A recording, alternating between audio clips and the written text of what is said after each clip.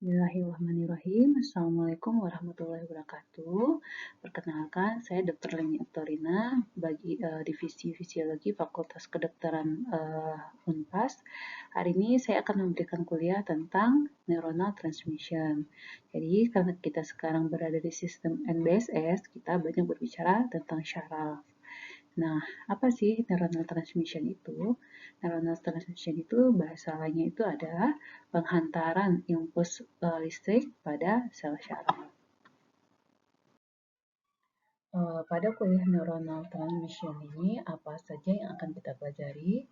Kita akan membahas secara umum tentang neuron, bagian-bagiannya, dan fungsinya. Kemudian, kita membahas tipe-tipe dari ion channel pada transmisi neuron. Kemudian, faktor-faktor yang mempengaruhi resting membran potensial. Kemudian kita akan membahas juga graded potensial dan aksi potensial. Kemudian kita akan membahas perbedaan transmisi pada akson yang bermielin dan pada akson yang tidak bermielin. Nah, kita lihat nih kasusnya ya, sensasi panas. Di sini kita bisa melihat ini ada lilin, kemudian ada seseorang yang menaruh tangannya di atas lilin. Nah, nanti ini akan membuat tangan kita jadi menjauhi sumber panas. Ini gambarnya, dia menjauhi sumber panas. Nah, kenapa ini bisa terjadi? Kita lihat di sini, tubuh akan menerima informasi adanya panas di jari. Kemudian diantarkan oleh syaraf. Nah, nanti kita bahasanya ada bagaimana sih proses penghantaran sinyal syaraf itu. Sekarang kita akan membahas syaraf. Sel syaraf disebut juga dengan sel neuron. Jadi bahasa lain dari sel syaraf adalah sel neuron. Sel syaraf terdiri dari badan sel, terdiri dari dendrit, terdiri dari akson, dan setelah akson ini terdapat akson terminal. Dendrit ini dia memiliki banyak cabang-cabang. Cabang-cabangnya. Dan pada badan sel itu ada beberapa dendrit yang masuk ke badan sel. Nah, dendrit itu apa fungsinya? Fungsi dari dendrit adalah menerima informasi. Menerima informasi dari mana? Bisa dari reseptor, bisa dari sel neuron yang lain. Nah, apalagi fungsi dari sel dendrit? Sel dendrit ini membantu proses aksi potensial. Nah, dia akan membawa natrium yang masuk ke dendrit, natrium yang masuk nanti akan dibawa ke akson hilok. Nanti akan diakumulasi di sini natriumnya sehingga terjadi perubahan membran potensial dari membran sel. Nah, kemudian badan sel. Apa fungsi dari badan sel? Fungsi badan sel ini dia menerima dan mengintegrasikan informasi. Kemudian akson, fungsi dari akson itu dia membawa informasi ke jarak yang jauh. Dia bisa membawa informasi ke sel efektor, bisa membawa informasi ke sel syaraf yang lain. Akson terminal dia mentransmisikan informasi dari akson ini ke sel selanjutnya.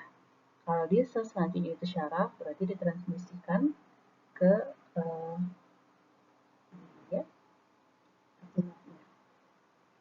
Kalau misalnya ke efektor, maka dia akan ditransmisikan ke sel efektor. Bagaimana distribusi ion di dalam dan di luar sel dan bagaimana membran potensialnya. Di sini kita bisa melihat di dalam sel, ini di dalam sel, ini di luar sel ya. Di dalam sel, kadar kalium jauh lebih banyak dibandingkan kadar natrium. Dan untuk membran potensialnya dia lebih negatif dibandingkan ekstraseluler.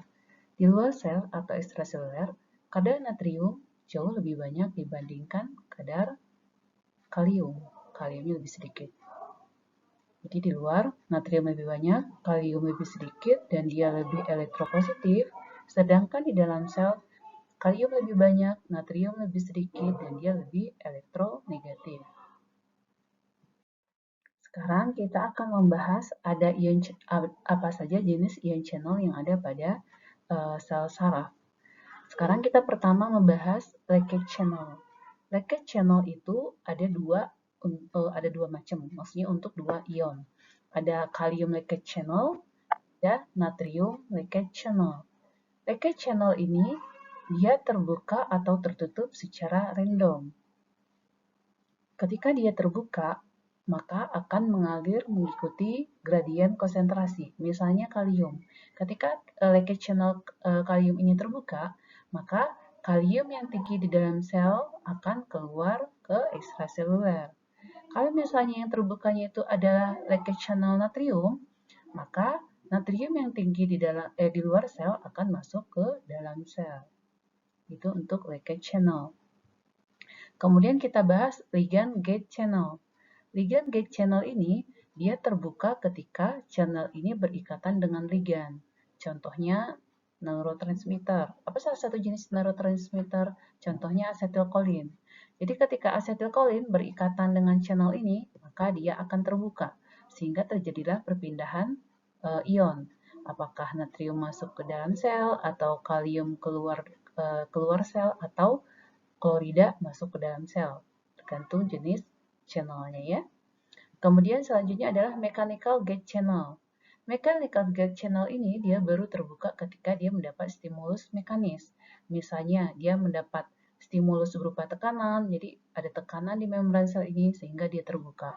Sehingga terjadilah perpindahan ion. Atau misalnya terjadi regangan di membran sel. Sehingga channelnya terbuka dan ion dapat berpindah, baik masuk ataupun keluar dari sel. Jenis selanjutnya itu adalah voltage gate channel. Voltage gate channel ini adalah channel ini dia terbuka ketika terjadi perubahan voltase membran atau membran potensial. Contohnya channel natrium. Contohin dulu channel natrium ya. Kita tahu voltase membran itu adalah min 70 mV. Rata-rata min 70 mV ya. Walaupun disebutkan bervariasi dari min 70 mV sampai min 90 mV. Kita anggap sekarang min 70 mV. Ketika potensial membran ini berubah menjadi min 55 mV, maka channel natrium akan terbuka sehingga natrium akan channel natrium akan membuat natrium masuk ke dalam sel. Dia mengalirnya sesuai dengan gradien konsentrasinya juga ya. Jadi dia akan dari konsentrasi tinggi ke konsentrasi rendah. Nah, bagaimana ketika voltasenya mencapai positif 30 mV?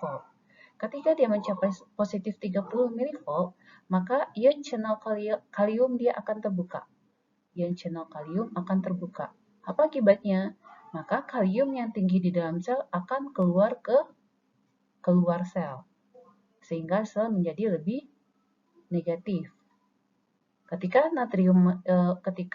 voltage gate channelnya itu natrium, ketika voltage gate natrium terbuka, sehingga natrium masuk dari luar sel ke dalam sel, dia kan positif ya, dia membawa ion positif, sehingga voltase yang tadinya negatif, dia menjadi lebih positif ketika yang terbuka channel natrium.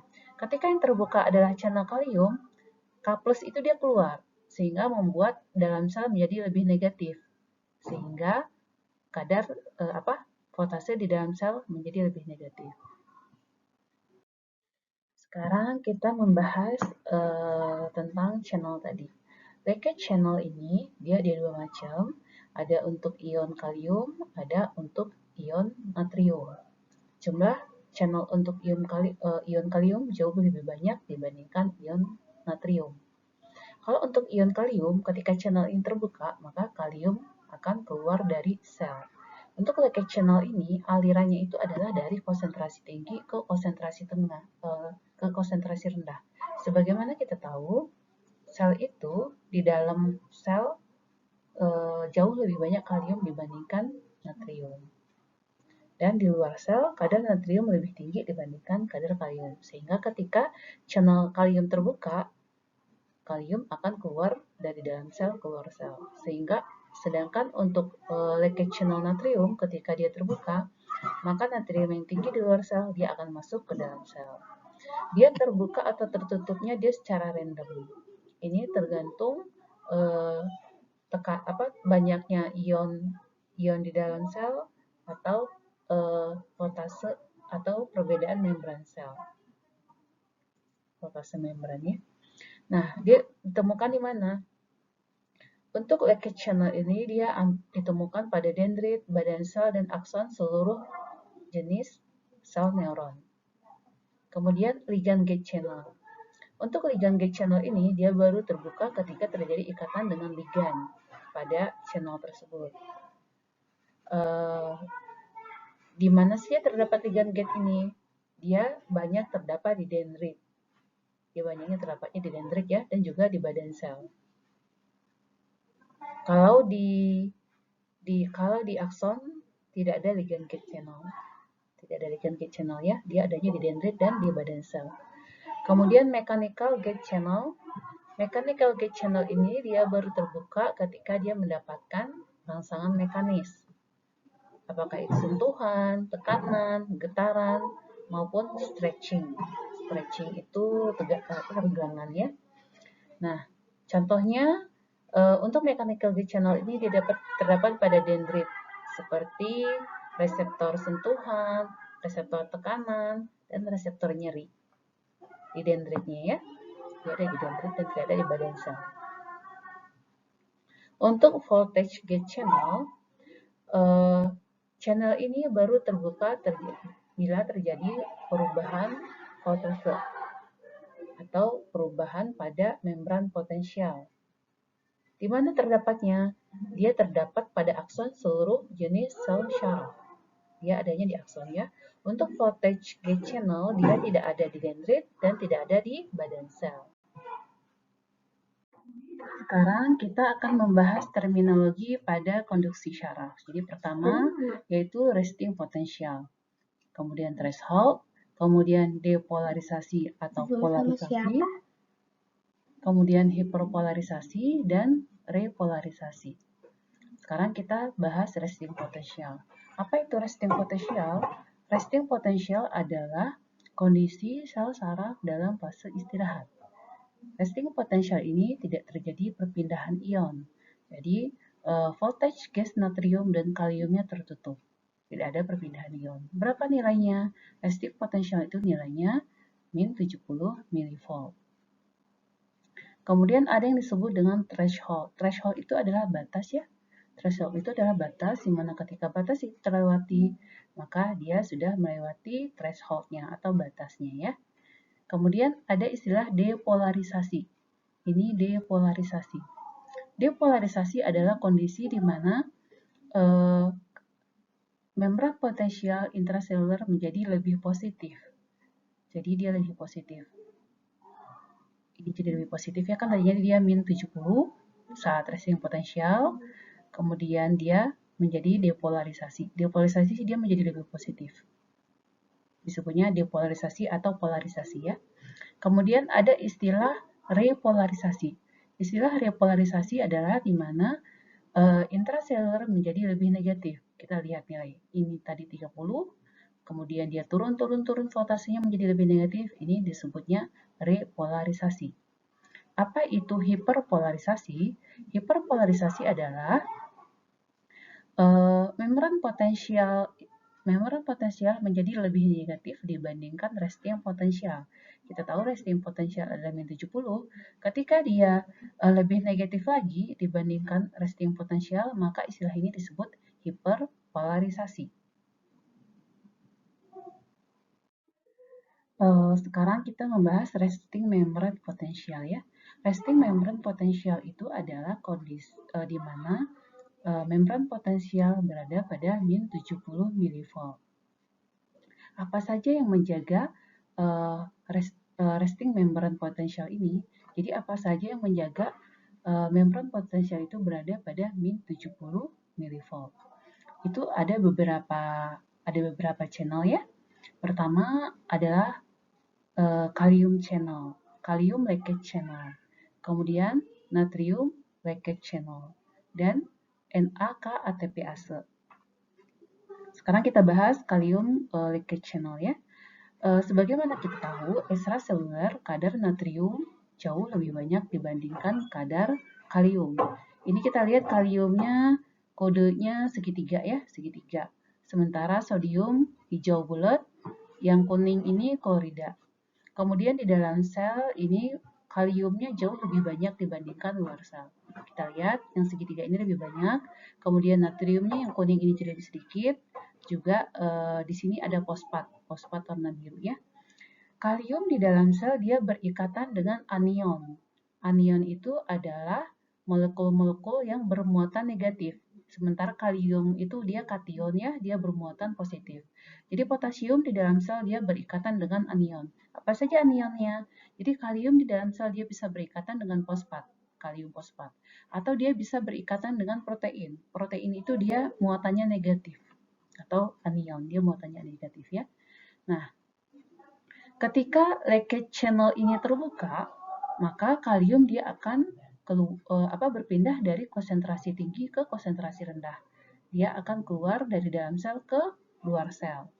Dia muatannya positif ya. Ketika kalium itu keluar, hanya kalium yang bisa keluar, sementara anionnya tidak bisa ikut keluar. Fosfat tidak bisa ikut keluar, proteinnya tidak bisa ikut keluar, sehingga di dalam sel menjadi lebih negatif. Kemudian natrium leakage channel. Natrium leakage channel ini ketika dia terbuka, maka natrium akan berpindah dari konsentrasi tinggi ke konsentrasi rendah. Maka dia akan masuk ke dalam sel. Ketika natrium masuk ke dalam sel, itu akan membuat sel jadi lebih positif. Karena dia membawa kation ke dalam sel ya, muatan positif. Maka dalam sel akan jadi lebih positif. Sebagaimana kita tahu, kalium leakage channel ini dia lebih banyak jumlahnya dibandingkan natrium leakage channel, sehingga membuat intraseluler menjadi lebih negatif, ya. Kemudian ada satu lagi disebut channelnya itu adalah atau PAM, natrium kalium ATPase, natrium kalium ATPase PAM. Dia bekerja membutuhkan ATP. PAM ini dia akan mengeluarkan 3 natrium dan akan membawa masuk 2 kalium. Dia akan masuk 2 kalium ya. Cuma yang paling berperan besar di dalam menjaga resting membran potensial itu adalah kalium gate channel. Yang pertama yang lebih dominan, yang kedua dominan adalah natrium leakage channel. Sementara peran dari NA-KTPase ini dia tidak terlalu besar. Hanya sekitar 3-5%.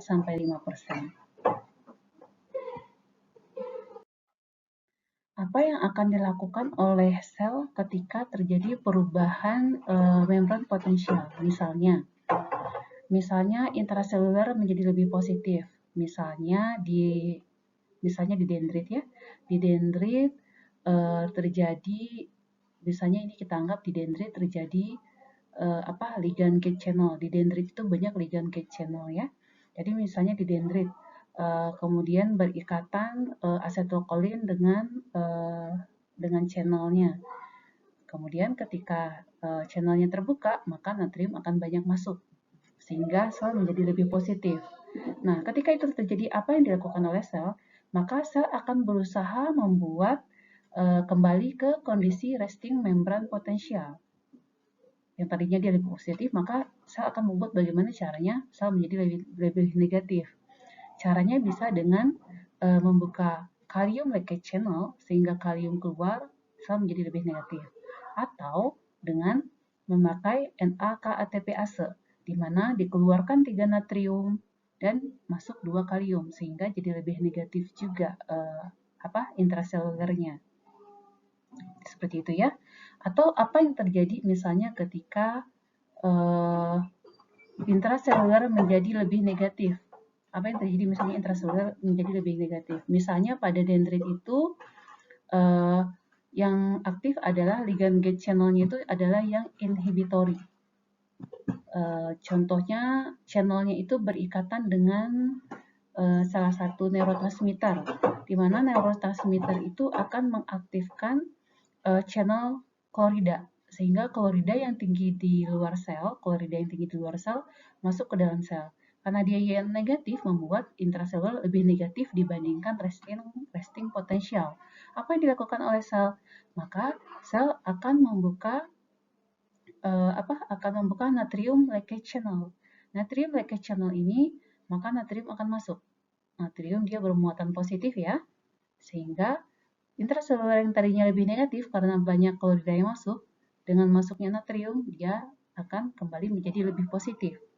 Jadi seperti itulah bagaimana kalium leakage channel, natrium leakage channel, dan NaK ATPase menjaga membran potensial ini selalu dalam kondisi resting atau pada voltase min 70 mV.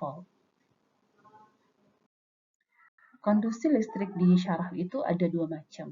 Ada kredit potensial, ada aksi potensial. Nanti kita akan bahas masing-masingnya ya. Apa itu kredit potensial dan apa itu aksi potensial. Apa itu kredit potensial? Kredit potensial itu adalah perubahan yang sedikit atau yang kecil dari membran potensial, di mana dia bisa mengalami polarisasi. Polarisasi itu dia menjadi lebih positif ke atas ya, ini ya ke atas grafiknya, atau dia menjadi less polarized, atau dia lebih negatif dibandingkan resisting potensial. Jadi dia grafiknya ke bawah. Untuk kredit potensial ini dia bervariasi amplitudenya. Ada di amplitudenya yang kecil, ada amplitudenya yang besar, ada yang ke atas, polarisasi, atau dia ke bawah, hiperpolarisasi ya. Kredit potensial ini hanya terjadi di dendrit dan di sel body. Terjadinya hanya di dendrit dan di sel body. Kemudian, ion channel pada kredit potensial itu adalah mechanical ion channel atau ligand gate ion channel. Sebagaimana kita tahu mechanical ion channel sama ligand gate channel adanya di dendrit dan di sel body. Dua-duanya ini tidak ada di akson. Sebagaimana yang tadi dijelaskan, untuk gradient potential itu dia terjadinya di akson, di dendrit dan di badan sel. Terjadinya di dendrit dan di badan sel ya. Kemudian ketika ketika perubahannya itu adalah sel menjadi lebih negatif dibandingkan resting potensial, itu disebut hiperpolarisasi. Kalau dia hiperpolarisasi berarti dia lebih negatif dibandingkan resting potensial. Apa yang terjadi kalau dia lebih negatif? Berarti yang masuk adalah ion-ion negatif. Seperti itu ya. Nah, kemudian ketika dia lebih positif dibandingkan resting potensial, ini disebutnya polarisasi atau depolarisasi. Jadi dia grafiknya ke atas ya. Ketika grafik ke atas berarti dia lebih positif. Kalau dia lebih positif, apa yang terjadi? Berarti ion-ion positif yang masuk ke dalam sel. Apa ion positif? Natrium ya. Natrium yang masuk ke dalam sel. Karena dia kadarnya di luar lebih tinggi dibandingkan di dalam sel. Nah, sekarang kita lihat bagaimana mekanisme kredit potensial berdasarkan ion channelnya. Ini kita lihat mechanical ion channel. Ketika terjadi rangsangan, apakah itu tekanan, tegangan, atau getaran, maka mechanical ion channel ini akan terbuka. Kemudian, ion natrium masuk ke dalam sel. Ion natrium masuk ke dalam sel ya, sehingga membuat sel menjadi lebih positif. Dia jadi depolarisasi. Kalau dia depolarisasi, berarti grafiknya seperti ini. Kemudian, ini yang mechanical gate channel. Sekarang kita bahas yang ligand gate channel. Ini misalnya ligand gate channelnya itu adalah asetylcholine. Asetylcholine berikatan dengan channel akan membuat channel ini terbuka sehingga di sini natrium masuk ke dalam sel dan kalium keluar dari sel, sehingga membuat sel menjadi lebih positif, sehingga terjadi depolarisasi. Kalau dia polarisasi, sama dia grafiknya adalah ke atas seperti ini.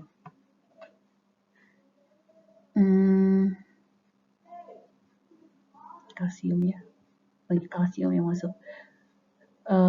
Coba kita lihat jadi tadi gambarnya. Kalau yang hijau ini adalah natrium, kalau yang ungu ini adalah kalsium. Kalau kalsium dia 2+ ya. Kemudian kalium berbentuk segitiga ini adalah kalium. Jadi ketika channel ini terbuka, ion kalium keluar dan masuk ion natrium dan kalsium. Coba kita lihat, yang masuk natrium dan kalsium. Natrium 1+, kalsium 2+. Berarti yang masuk adalah 3+. Sementara yang keluar kalium 1+. Berarti lebih banyak positif yang masuk ya, sehingga intraseluler menjadi lebih positif. Kalau dia lebih positif, disebutnya dia depolarisasi. Gambarnya ke atas seperti ini. Nah, sekarang kita membahas yang ligand channel ketika dirangsang oleh yang inhibitory atau yang membuat intraseluler menjadi lebih negatif.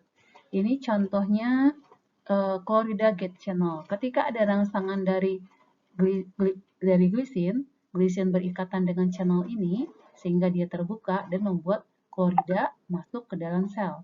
Chlorida ini dia muatannya negatif ya. Ketika dia masuk ke dalam sel, sel yang tadinya negatif menjadi lebih negatif. Ketika dia menjadi lebih negatif, istilahnya adalah hiperpolarisasi. Grafiknya seperti ini, dia ke bawah. Sekarang kita lihat grafik ini ya. Dari 70 ke atas ini ke puncak grafik itu disebutnya amplitudo. Jadi dari bawah sini ke atas itu disebutnya amplitudo ya. Coba kita lihat ini amplitudo. Amplitudo yang hijau, yang biru, dan yang ungu. Ini adalah stimulusnya. Ini stimulusnya atau rangsangannya ya.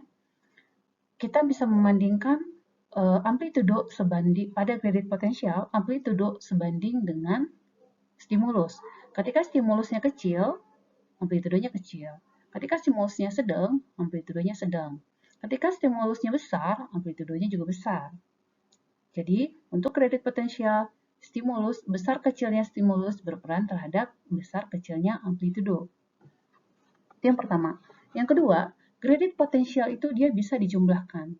Ketika amplitudonya itu berjalan dengan waktu yang bersamaan atau berdekatan, dia bisa dijumlahkan. Misalnya ini ada stimulus 1, kemudian ini ada stimulus 2. Ini stimulus 1 terjadi depolarisasi, kemudian ada stimulus kedua terjadi juga depolarisasi. Karena mereka terjadi pada waktu yang berdekatan, ketika yang tadinya ini turun, apa yang membuat dia turun? Tadi bisa karena natrium leakage channel, bisa kalium leakage channel, atau NAK-ATPase ya, yang menjaga supaya membran potensial ini kembali ke posisi restingnya. Kenapa dia turun? Seperti itu ya, kenapa dia turun? Karena peran 3 channel tadi. Nah, ketika dia mau turun, kemudian ada stimulus lagi tuh, yang tadinya mau turun sehingga dia jadi naik. Jadi pada gradient potensial bisa dijumlahkan ini ya, amplitudo dari potensial aksinya. Kita membahas gradient potensial pada postsinaptik ya, postsinaptik. Jadi ini kita lihat badan sel, ini dendritnya ya, ini akson hillock dan ini aksonnya. Ini adalah akson terminal dari neuron lain. Kita lihat. Dia berhubungan bisa ke badan sel, dia bisa berhubungan juga ke dendrit ya. Ini diperbesar, contohnya seperti ini. Ketika dia diperbesar, salah satu ini diperbesar ya. Di sini kita lihat ada vesikel neurotransmitter. Maka dia bisa mengalami eksositosis. Apa itu eksositosis? Nanti adik-adik bisa lihat di kuliah transport membran ya, apa itu eksositosis. Nah, sehingga ketika kalsium masuk, maka akan terjadi eksositosis neurotransmitternya. Ini contoh neurotransmitternya kita anggap ini adalah asetylkolin. Ketika asetylkolin berikatan dengan channelnya, maka channel ini akan terbuka. Channel akan terbuka dan natrium akan masuk ke dalam sel. Natrium ini dia muatannya positif, sehingga membuat intraseluler menjadi lebih positif. Bagaimana grafiknya? Kalau intraseluler jadi lebih positif, gambarnya dia ke atas seperti ini ya, seperti ini. Nah, sebagaimana kita tahu, badan sel itu dia menerima rangsangan tidak hanya dari satu titik, tapi dari banyak titik, dari banyak akson terminal atau dari banyak dendrit. Dendrit itu dia menerima rangsangan dari banyak hal ya, sehingga dia gradient potensialnya itu juga bisa banyak. Kita lihat dari sini ada rangsangan, terus dia ada amplitudonya atau ada depolarisasinya. Terus di sini juga ada nih, ada rangsangan, terjadi juga depolarisasi. Ini ada rangsangan, tapi rangsangannya inhibitory. Kalau dia rangsangannya SP ini adalah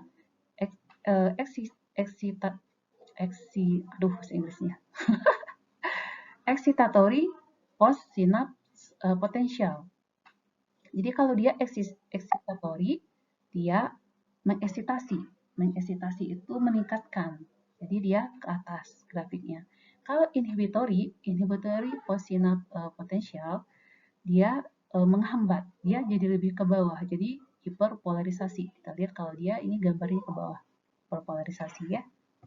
Nah, ketika misalnya terjadi eksitatori dalam waktu yang bersamaan, dia bisa kan dijumlahkan, bisa dijumlahkan.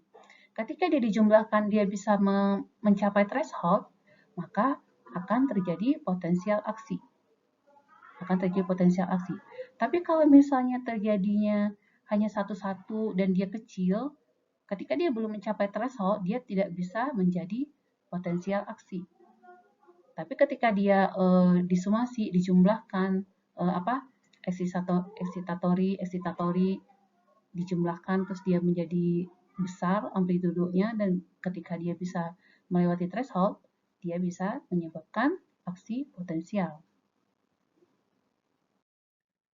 Baiklah, sekarang kita masuk ke potensial aksi ya. Kalau tadi gradient potential, sekarang kita membahas action potential atau potensial aksi.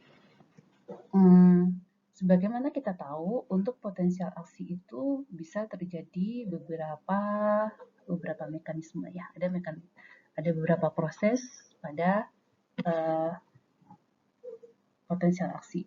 Pertama, resting potential. Resting potential ini adalah potensial saat istirahat. Nilainya adalah min 70 mV. Ketika ada rangsangan dari gradient potential, ketika dia mencapai threshold, maka akan terjadi aksi potensial. Ketika rangsangan itu dia tidak mencapai threshold, kalau misalnya hanya segini atau hanya segini, maka dia tidak akan terjadi aksi potensial. Jadi prinsipnya all or none, dilakukan atau tidak sama sekali. Jadi ketika dia mencapai threshold, dia langsung melakukan all, langsung dilakukan semuanya. Tapi ketika dia tidak mencapai threshold, none, tidak akan ada aksi potensial. Nah, ketika threshold itu tercapai, maka akan terjadi depolarisasi. Depolarisasi itu adalah kondisi di mana sel menjadi lebih positif. Depolarisasi. Apa yang terjadi di sini? Nanti kita akan bahas berikutnya ya. Ketika nanti dia mencapai voltase 30 mV, maka akan terjadi repolarisasi.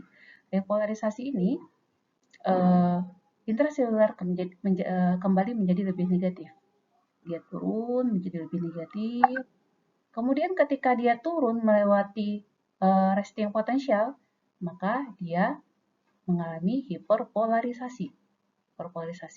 Sebagaimana tadi disebutkan, sel akan berusaha mengembalikan kondisi kondisi voltasenya atau membran potensialnya ke dalam kondisi resting.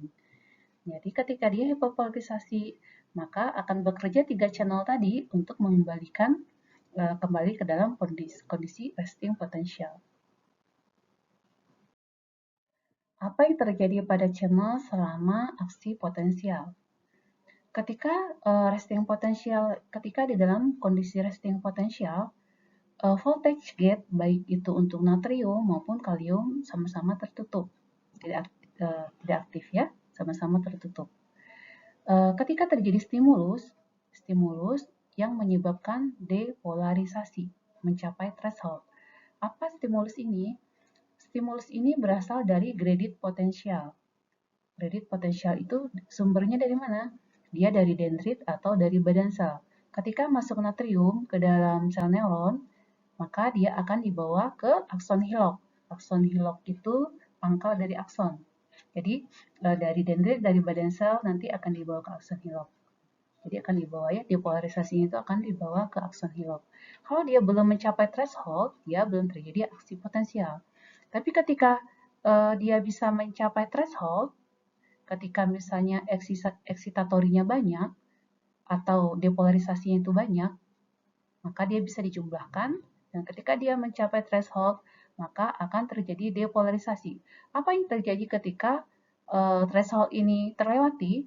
Ketika threshold min 55 mV ini terjadi, maka ion natrium voltage gate natrium channel akan terbuka. Jadi, channel natrium yang berdasarkan voltage gate, maka dia akan terbuka. Maka masuklah natrium ke dalam sel.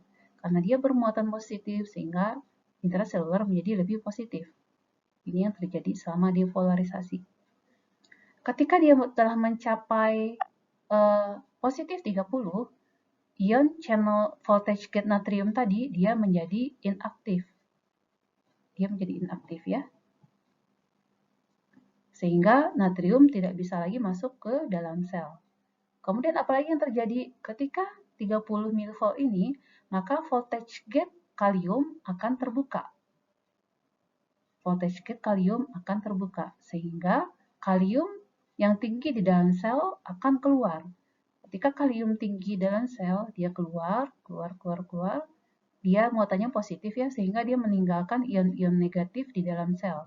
Sehingga sel menjadi lebih negatif. Sehingga ketika voltage gate kalium terbuka, dia menjadi lebih negatif. Lebih negatif. Hanya saja voltage gate kalium ini dia menutupnya cukup lama, cukup terlambat. Jadi agak lama dia menutupnya sehingga dia menjadi hiperpolarisasi. Ketika min 90 sudah tertutup nih voltage gate kaliumnya.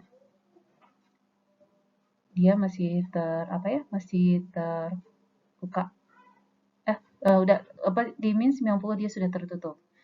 Nah, ketika dia berada di min 90, natrium tidak masuk, kalium juga tidak keluar, tetapi posisinya dia min 90 mV. Seperti kita tahu, sel berusaha menjaga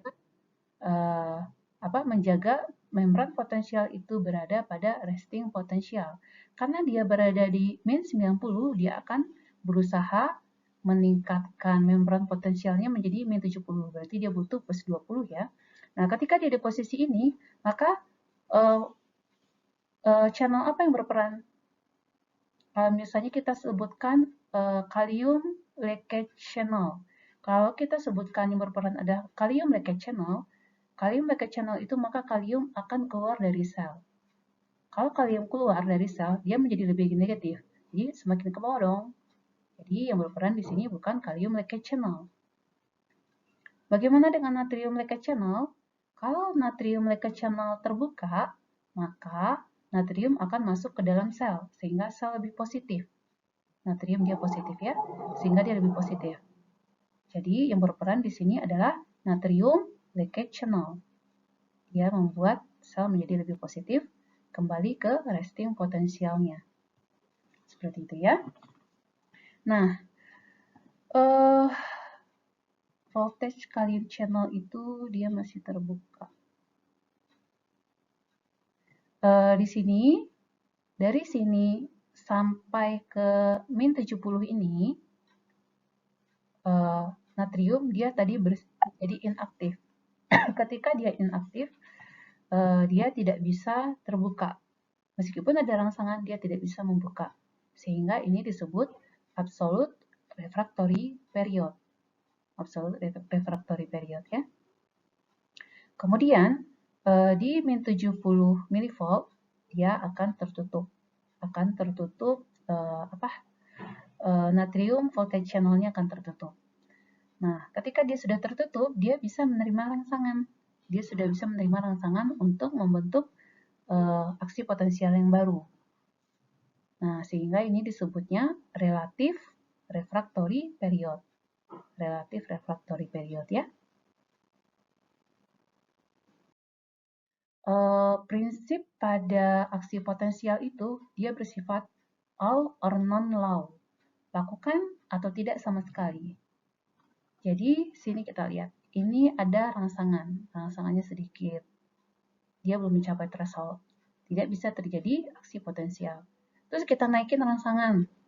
Tidak juga mencapai threshold. Tidak terjadi juga aksi potensial.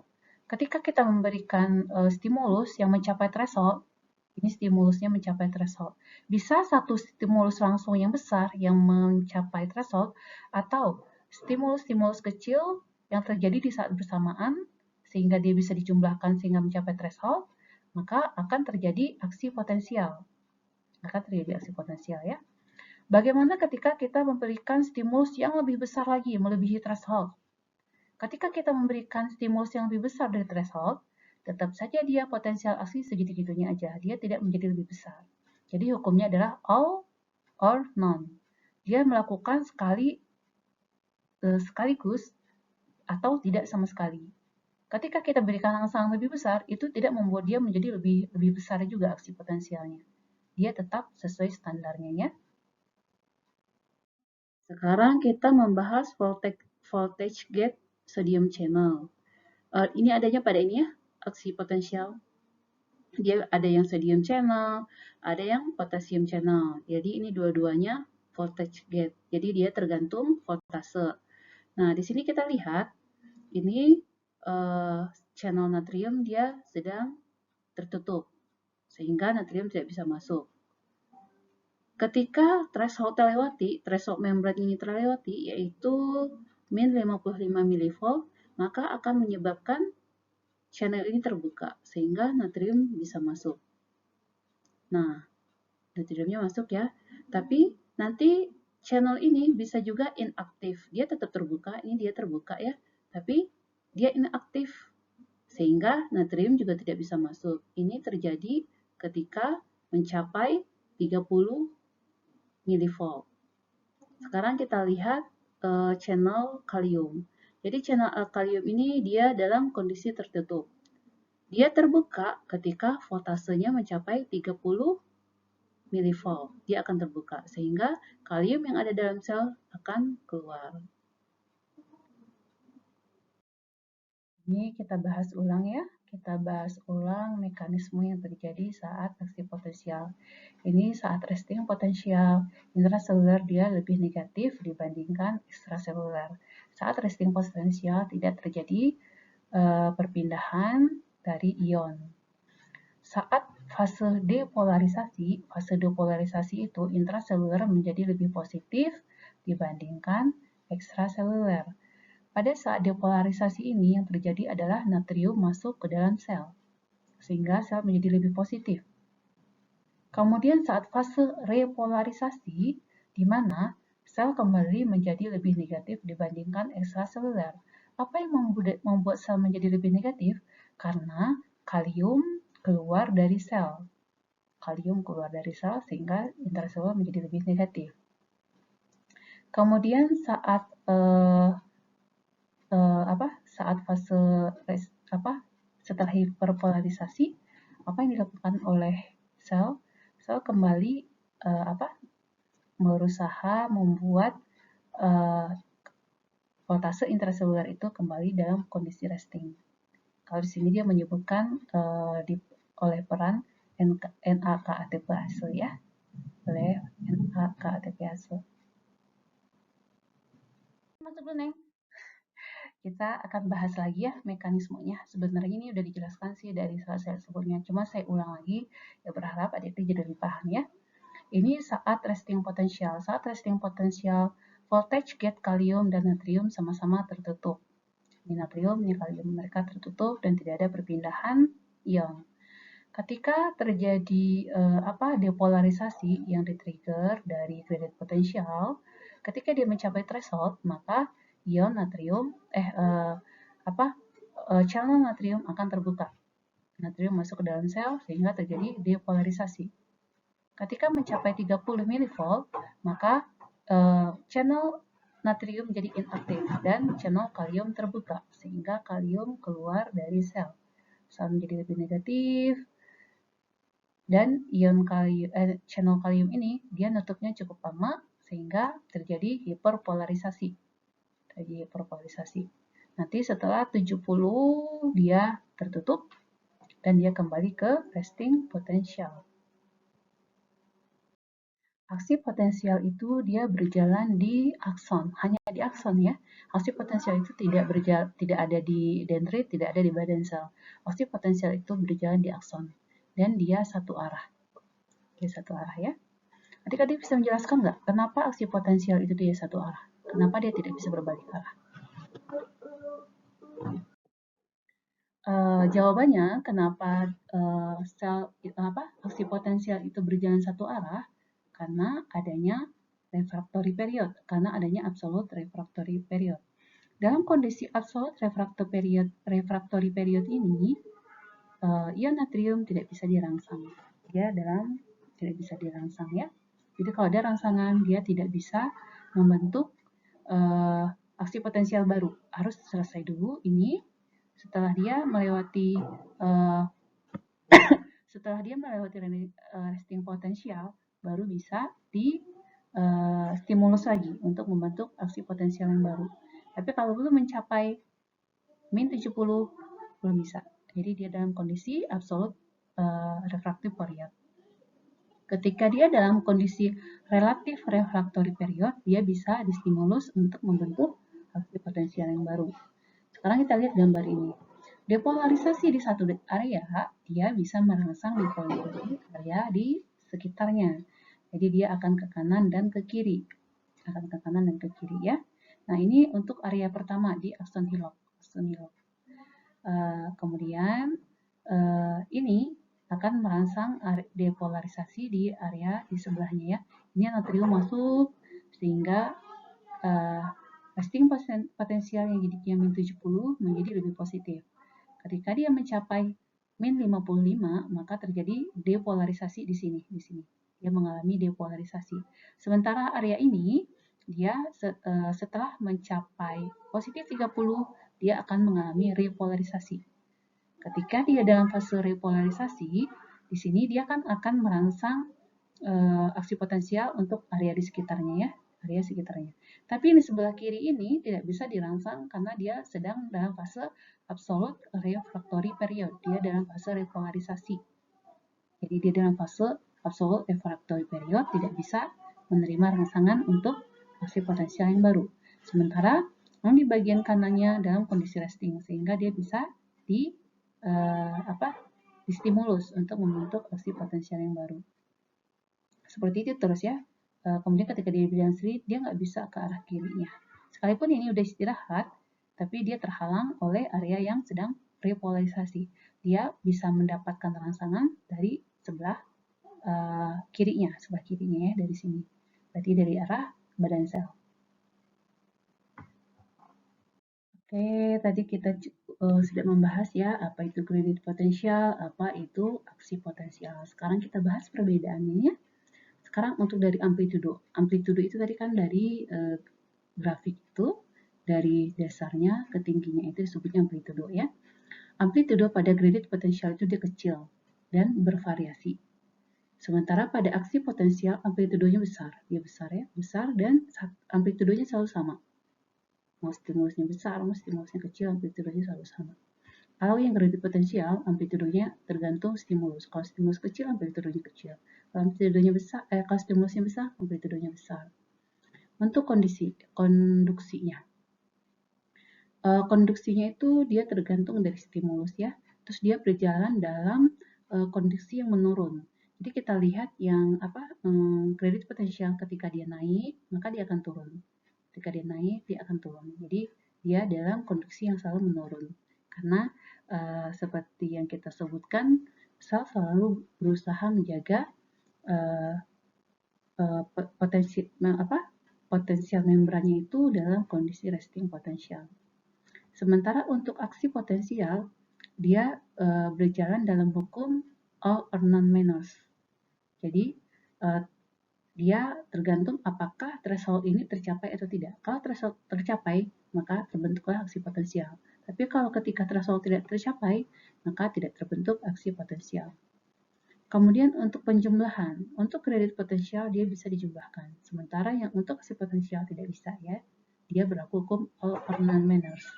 Kemudian nature-nya, dia bisa depolarisasi. Depolarisasi dia ke atas ya.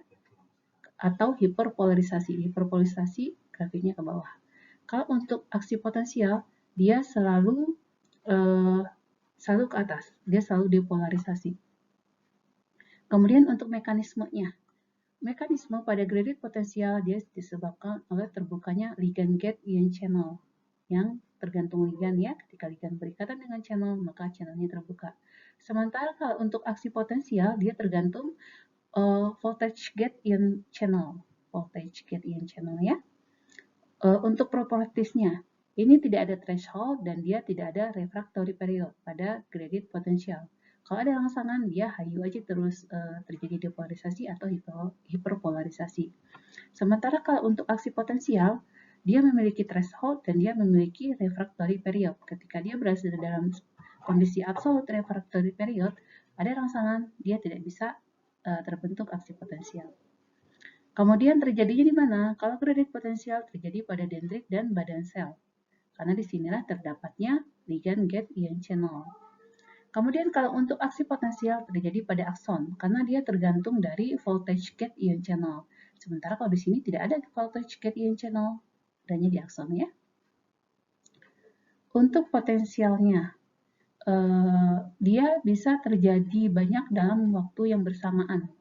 Jadi kalau misalnya sekarang mungkin bisa terjadi 2 atau 3 graded potensial.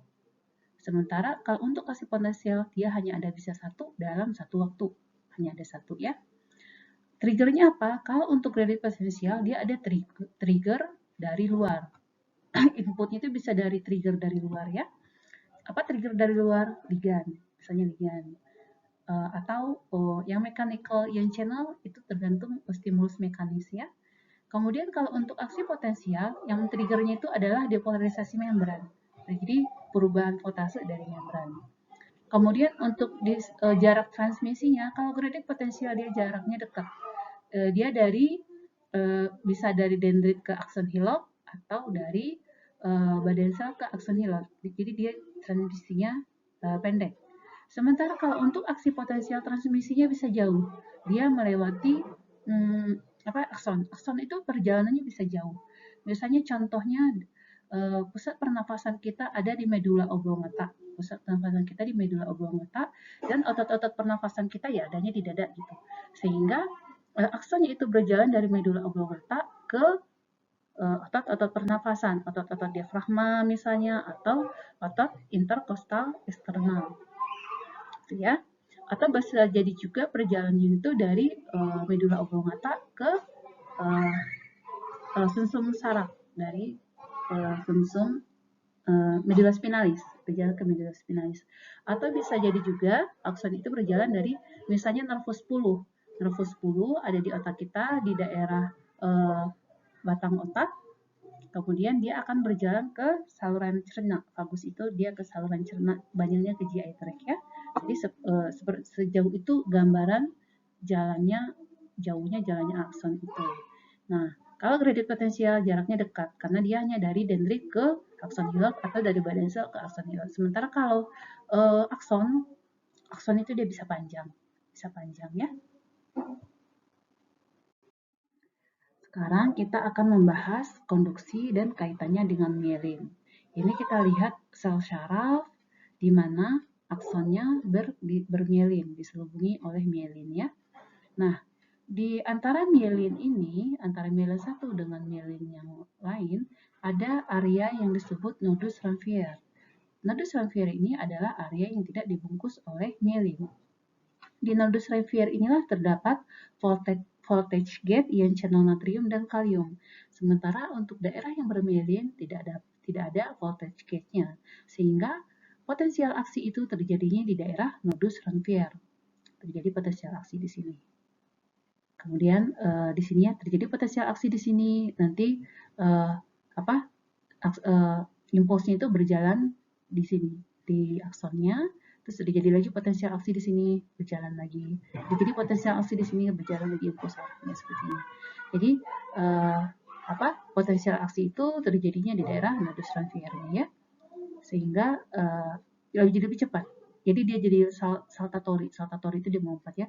Di sini terjadi potensial aksi, di sini terjadi potensial aksi, di sini terjadi potensial aksi, di sini terjadi potensial aksi. Kalau dia tidak ada selubung mielin, maka perjalanannya lebih lambat. Di sini terjadi potensial aksi, perjalanannya itu lebih lambat ya. Kalau ini dia saltatori, sini, sini, sini. Nah, kita lihat untuk konduksi akson itu ada dua macam, ada yang continuous dan ada yang saltatori. Ini yang saltatori, yang ini yang continuous. Salto itu dia salto ya, lompat. Jadi potensial aksi itu terjadi di nodus transfer di sini, di sini, di sini. Jadi salto.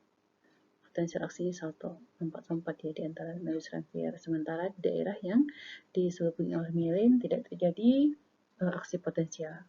Sementara untuk yang continuous conduction, potensial aksi itu terjadi di sepanjang akson daerah sini, kemudian di sini. Jadi potensial aksi itu terjadi sepanjang akson. Gitu ya. Untuk saltatory conduction ini, dia impulsnya itu berjalan dari satu nodus ke nodus yang lain. Sehingga impulsnya itu berjalannya tuh lebih cepat 50 kali dibandingkan akson yang tidak bermyelin. Jadi dia melompat dari saltatory atau melompat dari satu nodus transfer ke nodus transfer yang lain. Sehingga pengantaran impulsnya jadi lebih cepat dibandingkan yang tidak bermyelin. Nah, dari bahasan tadi kita bahas sedikit fungsi myelin ya. Myelin itu dia berfungsi untuk melindungi akson. Kemudian juga berfungsi sebagai insulator. Kemudian dia juga meningkatkan kecepatan konduksi dengan sistem saltatory tadi.